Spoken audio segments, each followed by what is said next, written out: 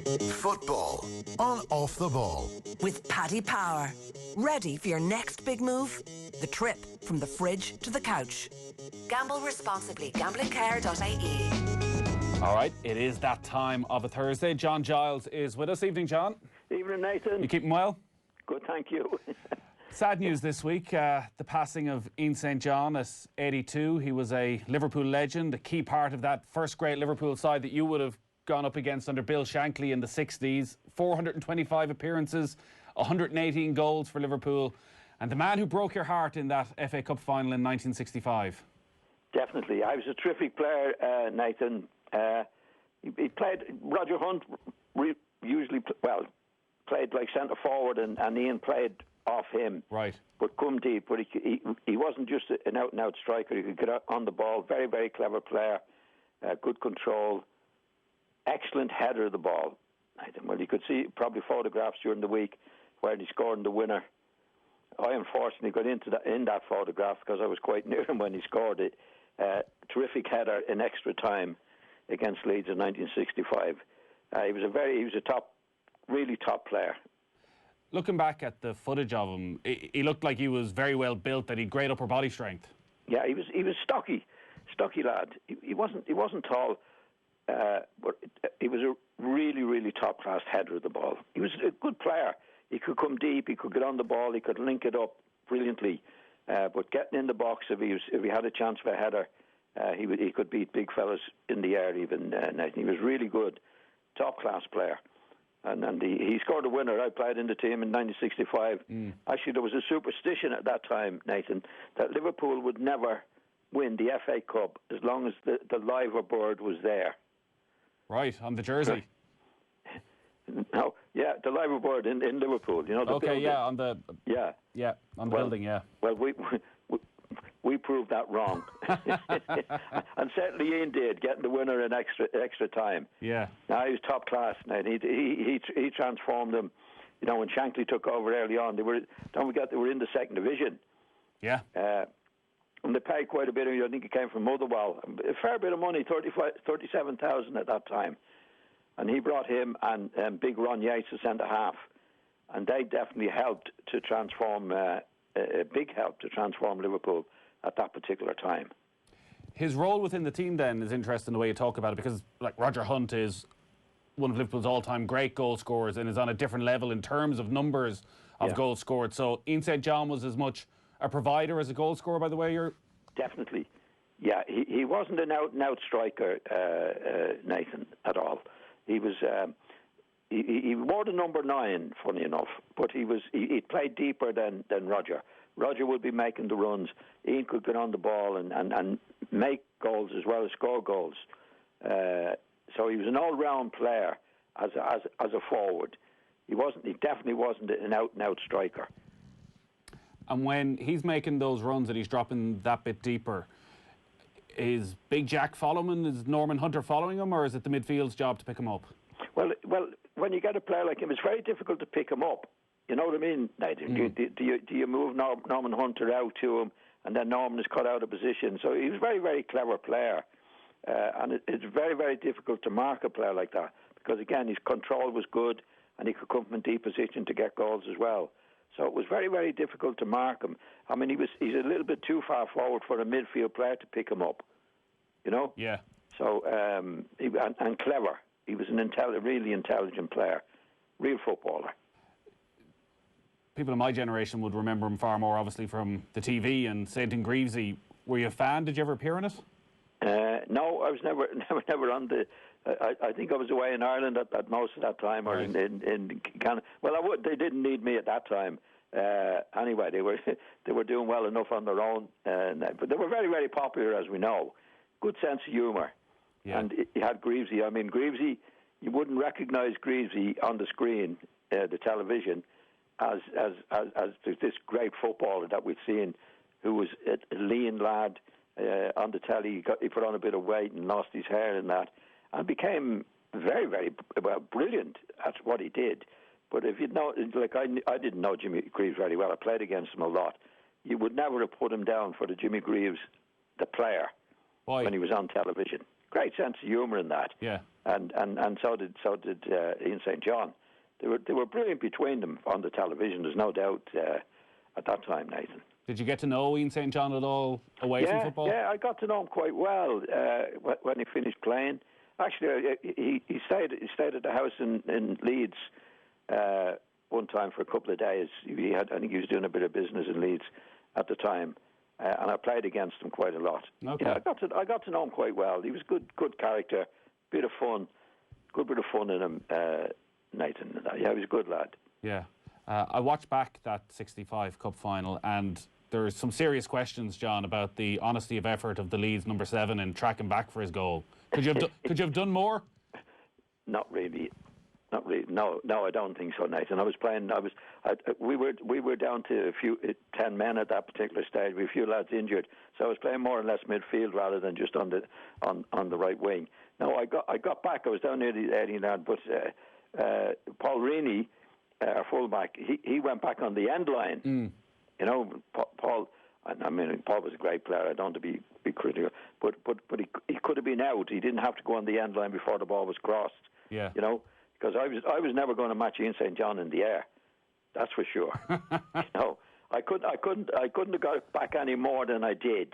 Let's put it that way at that particular time, Nathan. That was into extra time, well into extra time. Yeah. It's interesting to say you had 10 men at that stage, because there was an infamous incident where I think it was Jerry Byrne dislocated his collarbone or broke his shoulder very early in the game, but because there was no substitutes, had to play on. Would that have been a regular occurrence then, that you would have ended up without the full 11 because there were no substitutes? Yeah.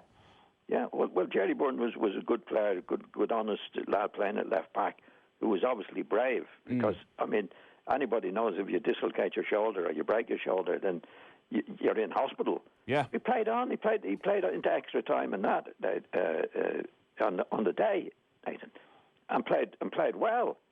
But we had a few lads on the day. Jim Storey was a lad he got injured early on. Right. Like, we were down to 9 players actually. Right. Most of the match, Nathan, to be quite honest. Albert Johansson played on the left wing and you played on the right wing. Yeah. But I played. Jim Storey got injured and he came out in the ring, so I played mostly as a midfield player in that particular match. But we were down to nine men against a great Liverpool team, and you know, we put up a show. We took them to extra time.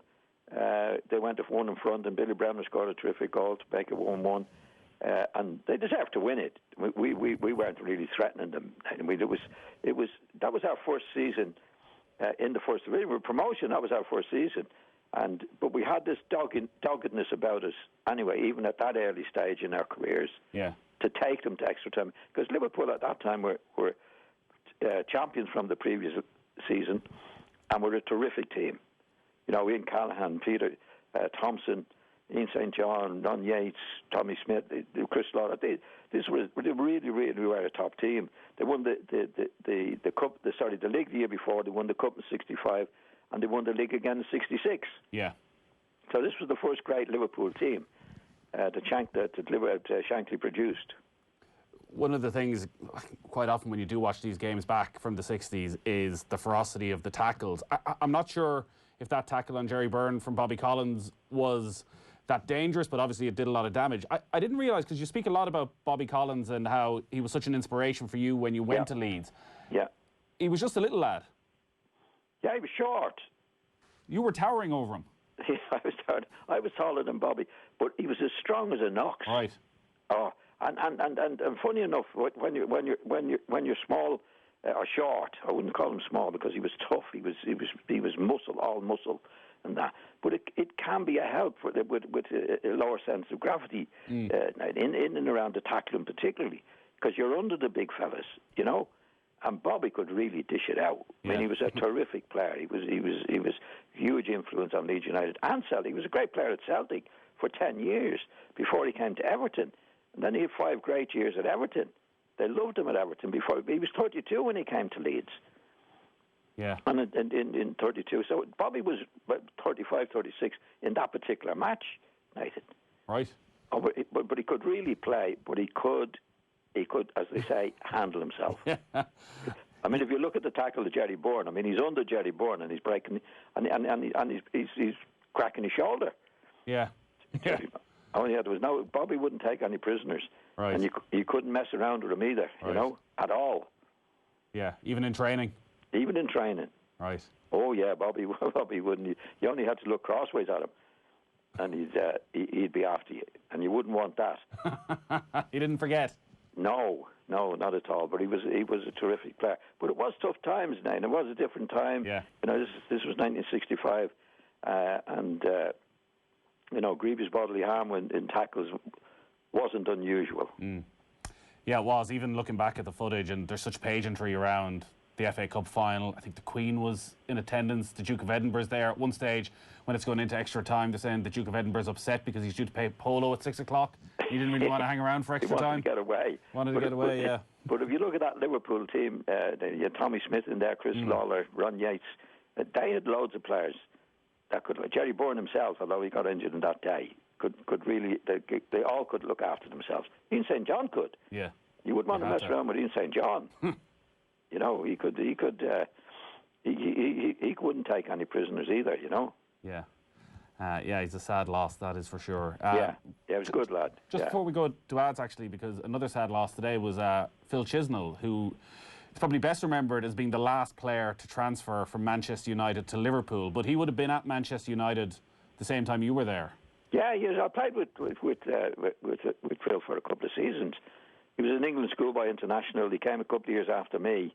He got in. He played in the team quite a bit. I think he played right wing for England, but he played more or less, funny enough, as a striker for Manchester, a target line. He wasn't big now. He wasn't particularly good in the air, but he was very good control, quite strong, could hold the ball up, and it was a surprise actually. I was surprised when he went to Liverpool, when United sold him to Liverpool. Was that a big deal back then? Was that rivalry there? Sorry? Was the rivalry there between United and Liverpool then as it is now, where it just wouldn't be acceptable, I don't think, for a player to be able to go between the two? Not quite. Not quite. I think when he went to Liverpool, they were either just in the second division or coming out of the second division. There was still the rivalry there, but it wasn't as great. Obviously, when Liverpool started to win the trophies like they did in 64, 65 and 66, that's when the huge rivalry started. Up to then, there hadn't been that much between Manchester United and Liverpool. It's when Liverpool became successful. But he wasn't really part of the successful team. Yeah. And he actually, to be honest, he didn't do all that well at Liverpool. Yeah, he didn't play very much at all. No, he didn't play, and he went out of the game fairly quickly, Phil, for surprisingly so, for the promise that he showed early on. Right. John, stick with us. We're going to take a very quick break, and then we're going to talk about the current Manchester United. Football on Off the Ball. With Paddy Power. Fake crowd noise? The Emirates never sounded so good. Gamble responsibly. Gamblingcare.ie. Football on Off the Ball. With Paddy Power. Ready for your next big move? The trip from the fridge to the couch. Gamble responsibly. Gamblingcare.ie.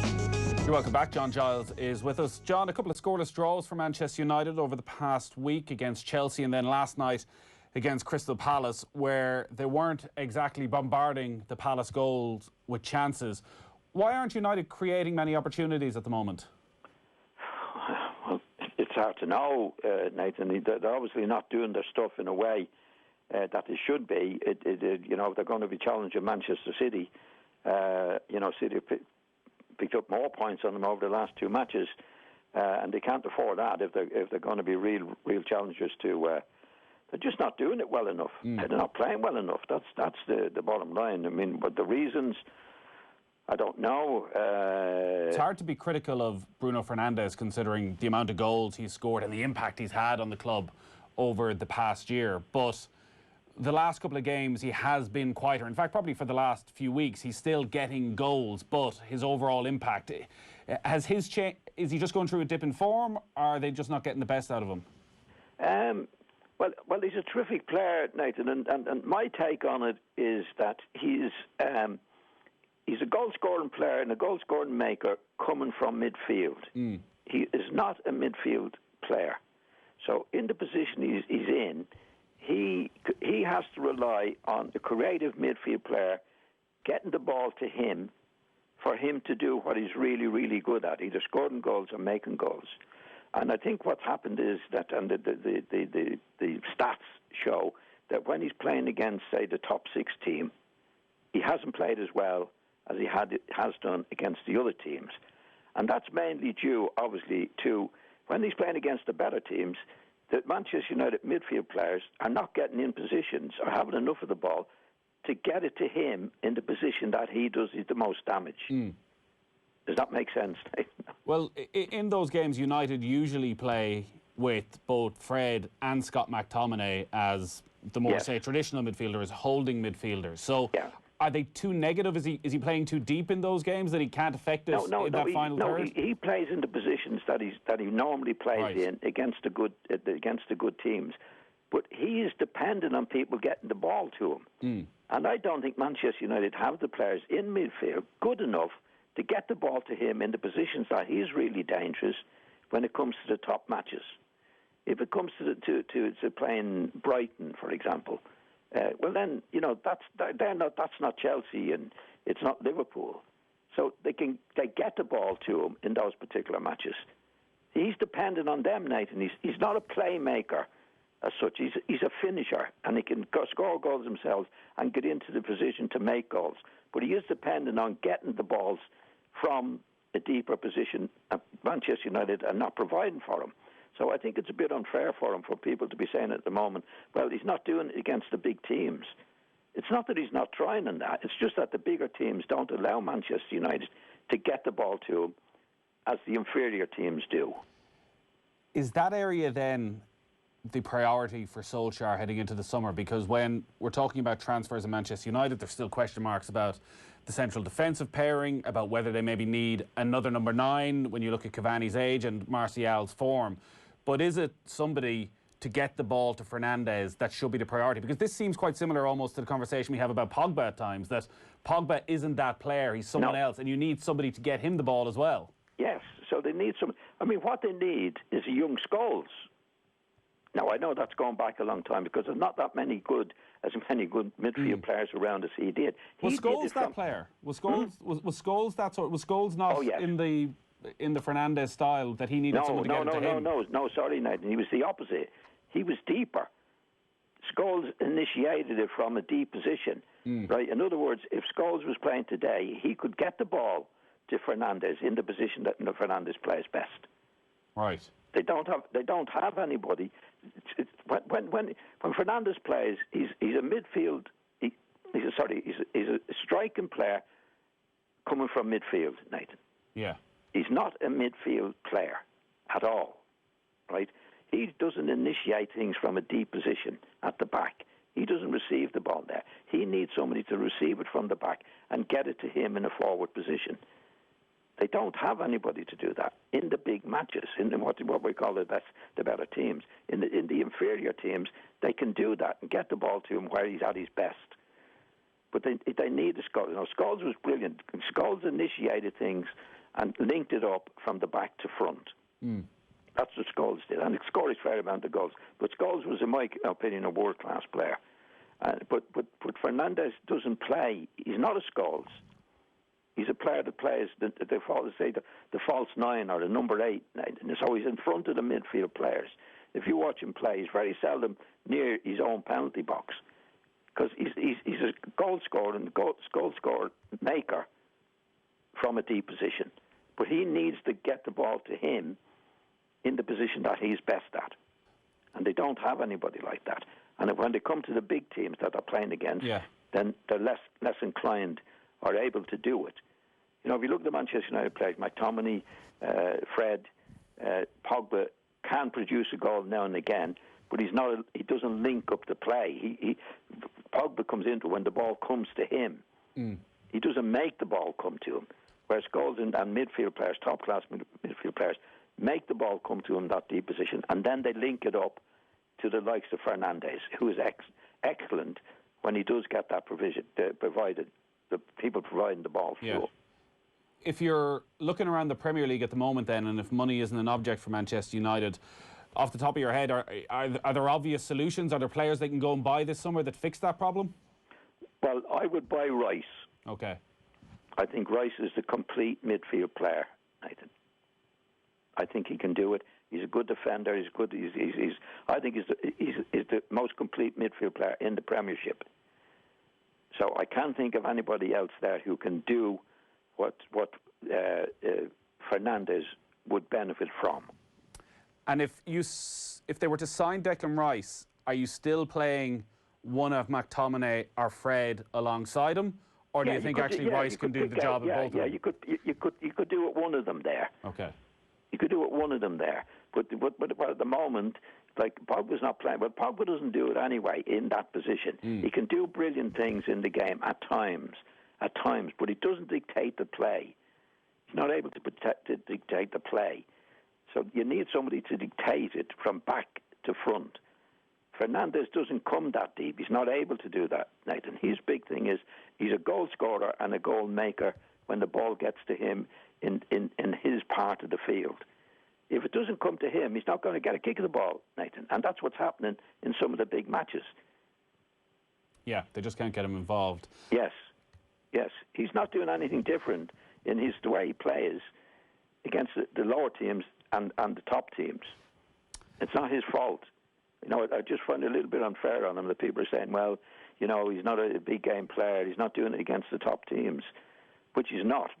But really, it's not his fault. Yeah.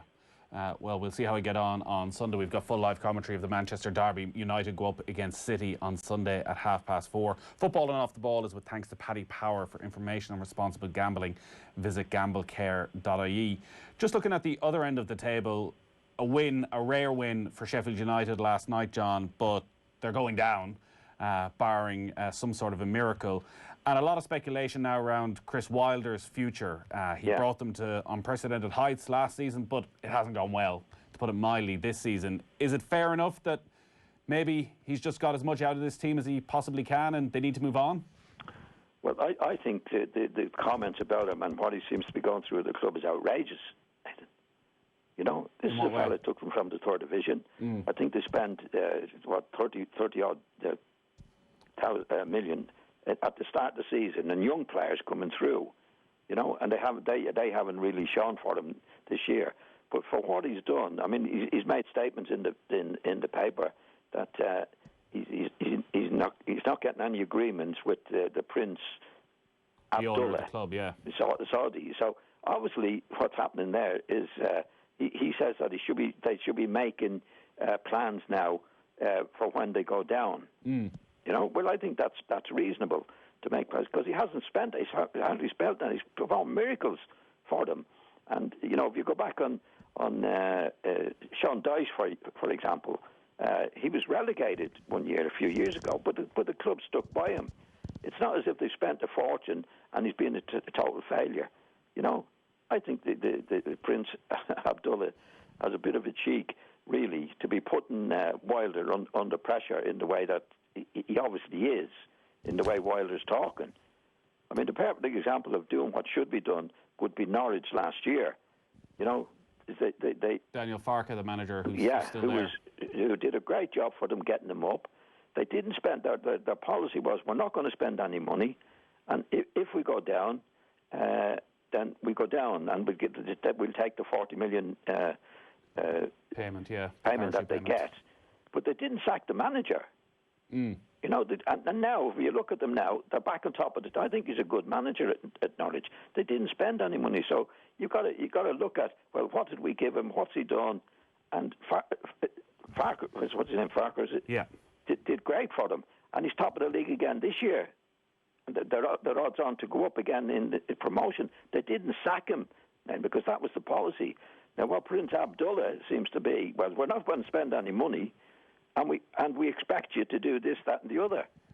Quite often, John, when you look at those teams like Sheffield United who had a successful season and then have a big dip, if you look at the statistics, there's not a huge amount in it. They were winning goals, they were winning games, tight games, whereas this season they're losing tight games. When you look at Sheffield United, is it just they've been a little bit unlucky? Did they overachieve last season, or are there signs actually that maybe Chris Wilder's methods just aren't working anymore? Well, I don't think Chris Wilder's changed in his policy to the team. I've watched them like you did, Naaman. They did extremely well last year. absolutely brilliant for what was needed. And they've been a bit unlucky in matches this year. They didn't get a good start. But that doesn't make him a bad manager.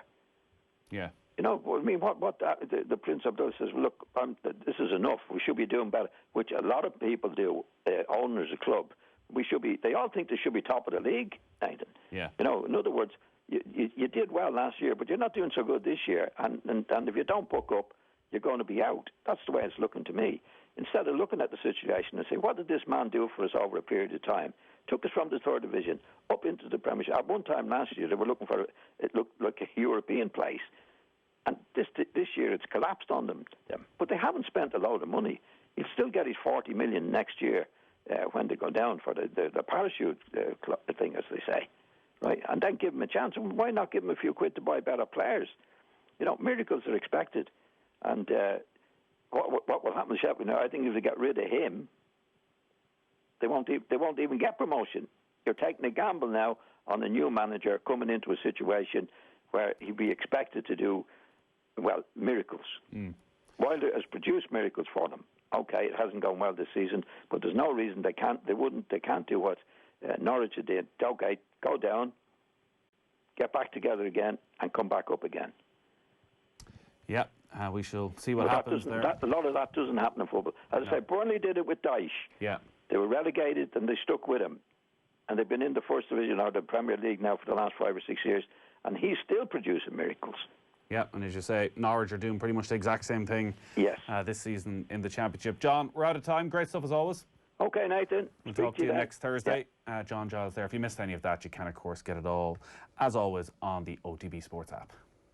Football on Off the Ball. With Paddy Power. Fake crowd noise? The Emirates never sounded so good. Gamble responsibly. Gamblingcare.ie.